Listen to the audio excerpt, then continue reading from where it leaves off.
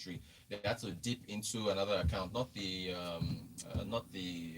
what is it now, excess crude account, not that. There was another account that had to be dipped into. They took about 150 billion million 150. If I had 150 billion dollars, our troubles would be over. But they took out the 150 million dollars from that account in order to be able to make sure that FAC is going to be paid. So the projections that I could fall as low as 400 and 400 odd billion naira because of where it was. Now that was when oil was at 30. Now it's fallen to it's up 22 now. Last I checked, it was 16 yesterday, but it's climbed a bit. Okay, I don't know if this is positive news, but President Trump tried to help us. So out of nowhere, he sends this tweet saying that he's ordered the United States Navy to shoot down any Iranian gunboats that harass their ships that are out at sea. It caught so many people off guard. Or like, what's going on here? Well, anyway, he's always been antagonistic between him and Iran. But oil prices did rally just a bit. Yeah, on the tweets, of the price, because Iran is an oil producer, and they can affect people by blocking the Strait of Hormuz, or is it Hormuz, if I'm pronouncing it correctly, which is a very important shipping channel where crude cargoes travel to, or travel through rather. So oil prices rallied a bit on the tweets, but as of last I checked, crude oil was at $22 about, yeah, $22.80 last I checked. WTI, the US version is about 15. So they've climbed a bit, but they're still where they are. Okay, positive news, Valentine. Positive news. Okay. You see how hard this is. The Nigerian Stock Exchange. I saw something early this morning. They have issued guidance on virtual meetings. So the Nigerian Stock Exchange sent out a notice to all publicly traded companies about the importance of meetings and how they should look at instilling the necessary technology to allow meetings to still take place, and for the good of corporate governance and so on and so forth. And I will say this is one of, I think, the positive outcomes of this COVID-19 pandemic with regards to the new normal. Now let me explain quickly, because before somebody jumps on my neck or somebody just tuned in now and heard to saying there's a positive outcome from COVID-19. Meetings, Val, you know how I feel about physical meetings. Yes. so and I believe that now, with this emphasis on virtual meetings, I think they are more efficient, they are more convenient for workers, and I don't think they have to be limited to small, tiny companies of even 10 or 12 employees. People live in different areas of Lagos or different areas. Conference calls, virtual meetings, and so on and so forth. I think this will push more corporations, not just publicly traded companies on the Nigerian Stock Exchange, but also private firms as well. Val, if you and I want to have a meeting, we should just hop on the phone or whatever, a conference, so and then just the issue is get the work done. Communicate to people that this is what needs to be done. Can you hear me? Yeah, yes. Exactly. Yes. Am I communicating clearly? Yes. Exactly. Like, are you getting details of what I'm saying? Exactly. So why do you need to see me? Yeah, exactly. Just points A, B, C. Let's get this done. And then you have a lot of apps and programs that are available on the computer to do remote working, to share documents. And now I'm noticing almost all new laptop models now that are coming out have a camera. Yes. Right? Almost all the new ones, even the discount ones for students that are going back to school, those are equipped with cameras. By the way, so little personal finance here. If you have the funds now, of course, looking down the road, things are going to get tight with regards to Q1, Q2 GDP. So FX issues as well. So if you want to, now is probably the time to quickly try and get a hold of, although how they get delivered with lockdowns and so on. But now, if you want to get a laptop for a student who's going back to school, you want to get your hands on that before FX moves. Churchill, lovely name. Winston, is that Winston Churchill from Aja? It says the MOF withdrew $150 million from the first Nigerian Sovereign Investment Authority fund. Thank you so much. Yes, that is correct. I was careful to say it wasn't the excess crude account. There was another fund that they pulled out of. Thank you for that, Churchill. Yes, $150 million. And so just think about that. That's now going towards trying to facilitate the Federal Accounts Allocation Committee distributions to everyone. But that's just going to cover, like a month. So we still need more receipts. And another thing I was thinking about was, okay, with the volatility in oil prices, is this new normal now? Still haven't heard. I don't believe we've heard from the Ministry of Finance yet. I think they're waiting to see how prices move. Because again, we're at $22 a barrel for crude. Our benchmark is at 30. You now have to still talk about the cost of producing that barrel of oil, which for us is higher than most countries. So does that mean now that the Ministry of Finance is now going to have to go back and revise the budget benchmark again? Some have said they should probably put it at $20 just to be safe. But then at that point, you're operating at a loss. Business Day does have an article out saying that, look, investment-led growth is probably the only way out for Nigeria. That is to say that we have to implement reforms that will make the country attractive to foreign investors in order to bring money into the country. So, of course, the group managing director of the NNPC, Mr. Melekiari, has said that, look, the refineries is going to be hands-off with regards to them, and they're going to have private investment come in. So we definitely need more of that. With regards to investment-led growth. It's just, I don't know what other way we can go. And that is, there is definitely the possibilities. There are lots, right? So the country can attract the necessary investments to come in and hopefully bail us out of some of these issues that we are facing. So it's something that we can do. But the issue is, are the reforms can they be implemented as quickly as possible? That's a good question. One Ochuko says this is the reason why the government, as a state, should have soft landing to firms concerning broadband internet access. Fantastic. And again, this is not going to go into Tech Friday tomorrow, but still we can talk about it.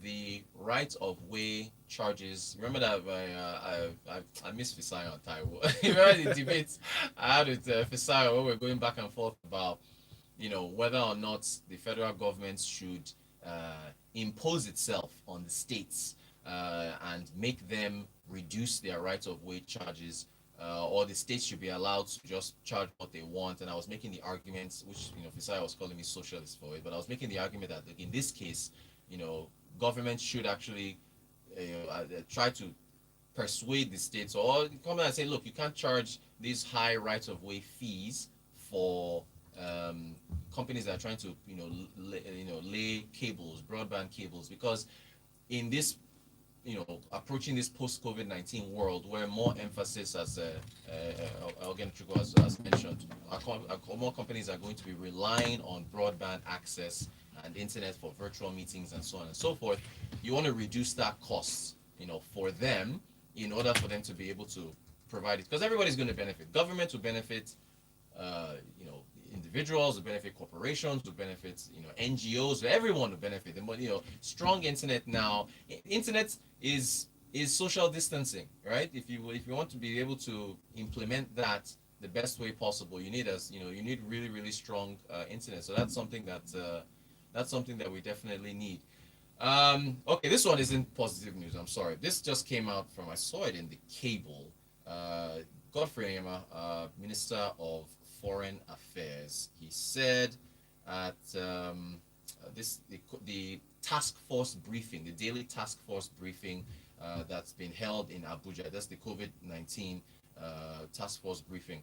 He said yesterday, unfortunately, that the country doesn't have the resources to repatriate all Nigerians around the world that are trying to come back home, which is realistic. I mean, a couple folks are jumping up and down saying, you see, we don't have money. But, you can't really, I mean, we're the most populous African nation, on the planet. So you can't possibly, with the amount of, Nigerians in diaspora, how many billions do they send back home annually? With those who are stranded and those who are looking to come back home, he said that they're not able to bring everyone back, unfortunately, because of resources. He said they actually focused mostly on some students who are, I believe he said they were in Sudan, and they were focused on trying to bring them back. Where's the quote here? I have the quote. I saw it in the cable here. Where is it now? Yeah, it says, as you can see, well, no. The minister had to bend over backwards to put in place a plan to get them, that's the to the students in Khartoum, Sudan. He said, quote, the financial aspect of this is one that we're very mindful of. We have some students who are stuck in Khartoum in Sudan. We have to bend over backwards because they are young children, and we have to find the resources. Oh, sorry, they are young children who are trying to find resources to pay for their return and also pay for their 2-week isolation. But unfortunately for all the others, we just don't have the financial resources. This again is Jeffrey Onyema, the Minister of Foreign Affairs, who said it was regretful that the federal government cannot bring back all Nigerians willing to come back to the country because of the coronavirus. Now, again, the airports have been, closed down to international flights, even domestically, they're not even flying. But there have been exceptions that have been made for citizens who are trying to, come back home. So, again, it speaks to the revenue crunch that the federal government is facing, and so they've had to prioritize, right? And so they've had to look at, Nigerian students who are in different countries. But I figured, I was like, hey, look, this is an opportunity for the aviation sector to step up. Everybody remembers the South Africa xenophobic attacks that happened, right? Where Nigerians, along with a number of other Africans, Kenyans, Cameroonians, Ghanaians, that have businesses in South Africa, were unfortunately on the receiving end of these xenophobic attacks. Air Peace, they stepped up and they offered flights, and they flew them back home. Now, of course, one should point out, and I'm not sure you are sharp listeners out there, that's South Africa. That's within the continent. That's just a direct, South Africa back to Nigeria. So students, if you think about the resources, the Nigerians are all over the world. I've seen tweets on, there's a young girl who's in the UK and wants to come back. She can't come back. UK, United States, Nigerians are everywhere, right? We're hustlers. We're the hustlers of the most enterprising Africans of the entire world. So we're in every possible country and continent imaginable. So if you think about, while I'm putting forward that the aviation sector can step up to support this measure to bring them back, it's going to be expensive, right? How many planes do you have that you can use to go around the world to bring all Nigerians back? We know the margins, the profit margins for aviation sector are thin.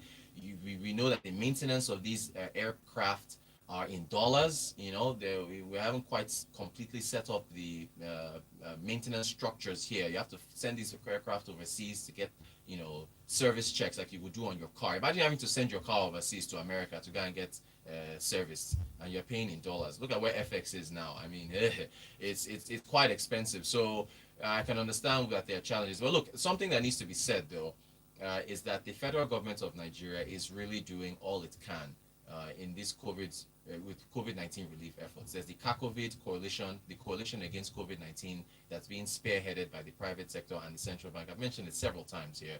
They announced, I think I already mentioned it this week, 23 billion naira that's being used to feed Nigerians on the lower end of the social ladder. I think Liko Dangote said it was about 10 million Nigerians distributed within 1.6 to 1.7 million households, about 5 to 6 people per household. This fiscal stimulus have been announced. So they're doing the best they can. Every day they're giving us updates. Has everybody seen the latest Speaking of updates, have we all seen the latest updates on the infections? If you're not following the Nigerian Center for Disease Control, do follow them at ncdc.gov. ncdc.gov. 91 new cases. This is as of 11:25 p.m. last night. 91 new cases. Let's see now. What was the breakdown? 74 in Lagos, 5 in Katsina, 4 in Ogun State, 2 in Delta, 2 in Edo, 1 in Kwara, 1 in Oyo, 1 in FCT, 1 in Adamawa, and it brings the total cases now to 873. So we are pushing towards 1,000 with regards to the cases. But anyway, the point I was trying to make is that the federal government of Nigeria, they are doing the best they can on all fronts: the monetary side, the fiscal side, and also charity relief efforts in collaboration with the private sector. In fact, I know I'm supposed to be speaking with, hopefully, oh gosh, Flour Mills of Nigeria. I believe they said they were able to get testing kits. I'm trying to find out how they did that. Did everyone hear about, speaking of testing kits, the governor of Maryland in the United States, what is his name? Is it Hogan? His wife is South Korean, and he was able to procure 500,000. Yeah, his last name is Hogan. I can't remember what his first name is. He was able to procure 500,000 testing kits from South Korea only because his wife is South Korean. So she was able to act as a mediator, and she was able to help them get those testing kits over. Larry Hogan, that's his name, Larry Hogan. So look, there have been articles about countries clamping down on exports of medical equipment because they want to ration them for their own citizens. So it's been really tight and tough. I know testing, this thing is all about testing. We've said it over and over again. So for Flour Mills of Nigeria, I'm trying to find out how they got those testing kits, because that's pretty impressive. They're going to be contributing those testing kits to COVID-19 relief efforts. So again, I'm just trying to bolster the point that the private sector is doing what they can. The federal government is doing what they can. And so we should commend them all for everything that they are doing. All right, we've got some messages here. Governors Forum proposed another lockdown for 2 weeks. Very good suggestion, provided they use their security votes to provide palliatives. That's for walking in Chico. Are you being sarcastic or are you being serious? Anyway, but he said the Governors Forum has proposed another 2-week lockdown. Guys, guys and girls, I've been very upfront. I don't support lockdown. I think it should be. I know Prince will now send a message. What was your solution? It is killing businesses. But anyway, he's saying the Governor Ogenechukwu has said that the Governors Forum is proposing another lockdown for 2 more weeks, but it's a very good suggestion. I don't know whether this part is sarcastic, whether they should use their security votes for palliatives. Ike from Isolo, with all these oil price declines, shouldn't petrol pump price further reduce? Yes, actually, the Ministry of Mr.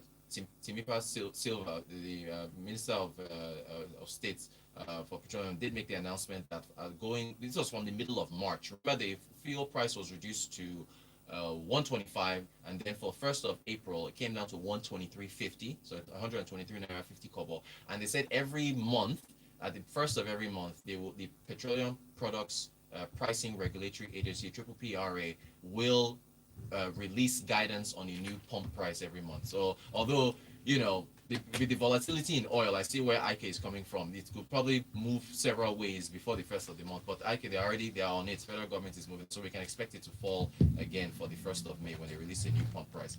Emeka from Nigeria says, sorry, Rotus, did you say students in Sudan? Learning what, please? Are the students on Nigerian scholarships? The parents that send them there should equally go and get their children, please. USA and UK citizens that were repatriated from Nigeria paid for their costs. I was going to suggest that some of these costs, and I remember seeing a notice, thank you for that, Emeka from Nigeria, a notice stating that, I think it was from Dubai, if you want to leave from Dubai, you have to pay the cost yourself.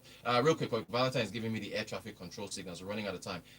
Benga Kamo says, this is something the country must do for its citizens. It's not the job of the private sector. It's a matter of pride. That a country cannot mobilize to get its citizens from any part of the world is not good. That's from Benga. So Benga is saying that. So see, 2 different things. Emeka says, pay your way. Benga says it should be the federal government. That's why I always love the different opinions on this show. It makes it very, very interesting.